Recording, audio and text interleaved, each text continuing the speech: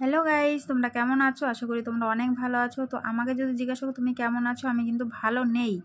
আপাতত ভালো নেই, কারণ হচ্ছে আমি ভিডিও দেখতে দেখতে এই বোনটার ভিডিও চলে আসলো। আমার অনেকটাই মনটা খারাপ লেগে গেছে। কি বয়স হয়েছে বলো, চলে যাওয়ার কি বয়স হয়েছে? তো এই যে মাসিমাটা আর ওই বোনটা অনেক কষ্ট করে কিন্তু এই জায়গাটায় দাঁড়িয়েছে, অনেক লোকের কথা শুনে, অনেক কিছু শুনে এই জায়গাটায় এসেছে, কিন্তু ভগবান তার সুখের সময়টাকে তাকে নিয়ে চলে গেল। তো যাই হোক, না করলে একটা ঘর, না করলে একটা ভালো ডাক্তার দেখালো। অনেক দিন ধরেই বোনটার ভিডিওতে দেখি যে ওর হচ্ছে পাথর হয়েছে, কিন্তু একটু ভালো জায়গায় গেলে পারে হয়তো ভালো হয়ে যেত। তাও জানি না, ভগবানের হয়তো ওর এইটুকুনি নিয়তি ছিল তাই চলে গিয়েছে।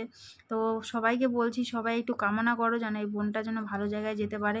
আর এই মাসিমার কথাটা একটু ভেবো, সবাই একটু সাপোর্ট করো, মাসিমার পাশে থেকো, সঙ্গে থেকো।